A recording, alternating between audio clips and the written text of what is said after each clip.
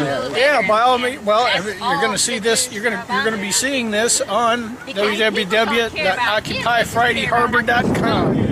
It's a website in support of this movement and the Occupy Wall Street movement. There's a blog, there are announcements of upcoming events, and a chronicle of every week that we've been out here. So, and you can even sign up for email updates. By all means, www.occupyfridayharbor.com. See you there. I'm not ready to start anyway. It's okay. Okay.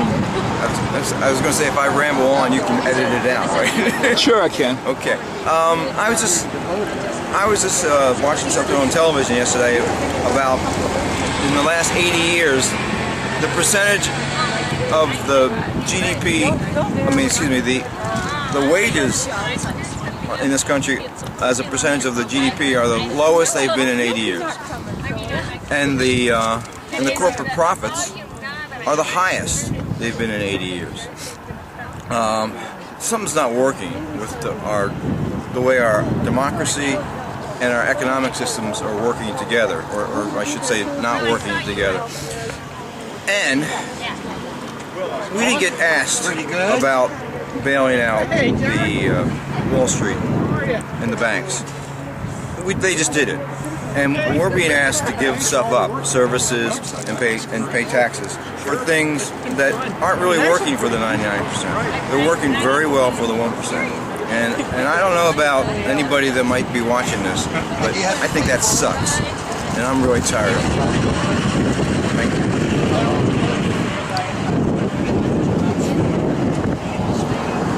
Don't do that. There's the box.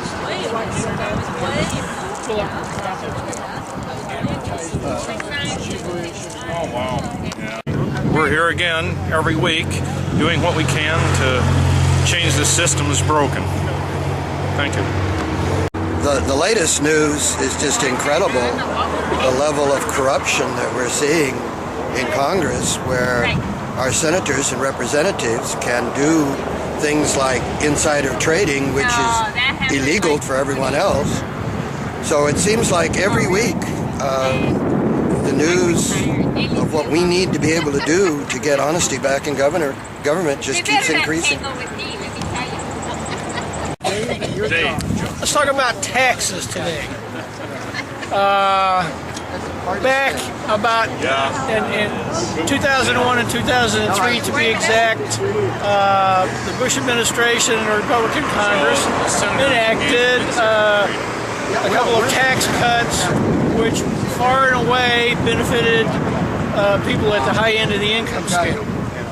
Now, the United States government, not being a profit-making enterprise, you would think that if they're going to significantly cut the amount of money they take in, that they ought to also have a reduction in the amount of money they're spending.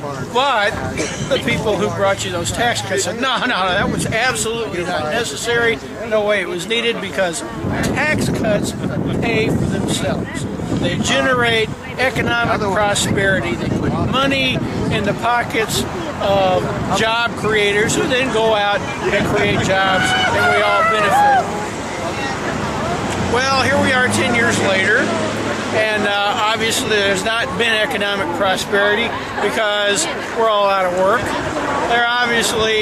The tax cuts did not pay for themselves because we've been running massive deficits ever since.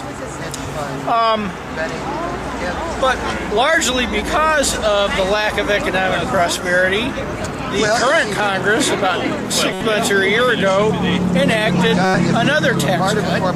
This one's a little bit different. It actually primarily benefited those people who work for a living. They cut 50% of your payroll checks. So if you get a paycheck, you start seeing a little bit more money, about $1,000 a year on average in your paycheck. Now, however, that tax cut is about to run out at the end of this year. So the current administration, wanting to help the average working person, is proposing that we extend that tax cut. But the very same people who over the last 10 years have been telling you you don't need to pay for tax cuts, you don't need to offset tax cuts with cuts in spending somewhere, are now telling us that no, we have to find a way to pay for this one. And the way they've chosen to pay for this tax cut is not by putting, say, a small tax on millionaires, which the president would like to do, but by laying off 10% of the federal workforce and the other 90% freezing their pay until 2015. Now, what they don't say is how in the heck they're going to pay for the unemployment conversation is going to be due to all those federal workers that get laid off, but I guess that's another source of magic. Bottom line is, this is insane. It doesn't make any sense. You need to go out and register and vote, and for God's sake, please vote for somebody who makes some sense, because I'm here to tell you, you don't get the government you need, you get the government you deserve. Okay. They said on Fox News that the occupation movement was over and that that's a good thing, but I think the news of the occupation movement's death is greatly exaggerated. Yes. I might interject here as your moderator that a survey has been done of people who watch Fox News, and they found that people know less about the news that watch Fox News than those that don't watch any news at all. Any news at all, yeah. Is that Tom? Yeah, hi Jim. Yeah, I recognize that voice. Hi. Hey.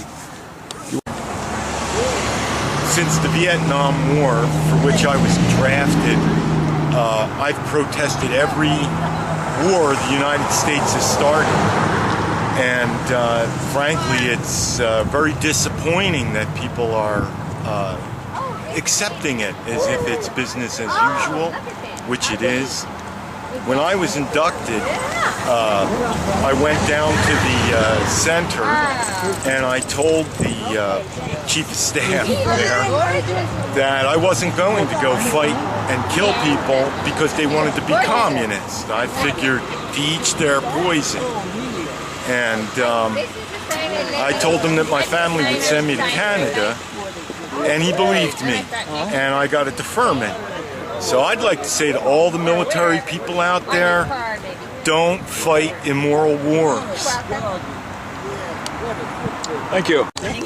He's all gussy up and he's so excited. Well, I think that having 50 million people without health insurance is just criminal. It's a matter of terrible greed of the insurance industry. And next year in California, they're going to fix that because there's an initiative coming up. It's consumerwatchdog.org. Consumer Watchdog has an initiative starting in January and February, getting signatures, and all of our relatives and friends in California need to help get signatures on that initiative because it will make the health insurance industry accountable to the public, so they can't raise their prices all the time. And that's just due to huge amounts of greed. They're making plenty of money, and they shouldn't be making it on primary care. Everybody, as in other countries, should have primary care that's non-profit. So I've that's heard it. that. Well, first off, I'd just like to say that I'm very happy to hear that Scott Olson, the veteran who got hurt by the police in Oakland, is doing much better and out there speaking. And he's still for the movement, and he has a great message that everyone needs to be peaceful with each other. At the same time, you know, it's very important we still overturn Citizens United. It's not going to change until we get the money out of politics. Right now, I believe the House just voted to get rid of public financing, so you know that just gets rid of the little person even more. I don't think it'll get voted through the Senate, hopefully. And also, I think, we need to hold the White House to what they said, that they will veto the National Defense Authorization Bill because of the language in it, which will allow the U.S. Army to consider the U.S. a battlefield and detain citizens indefinitely without trial. So we need to make sure that they do veto that.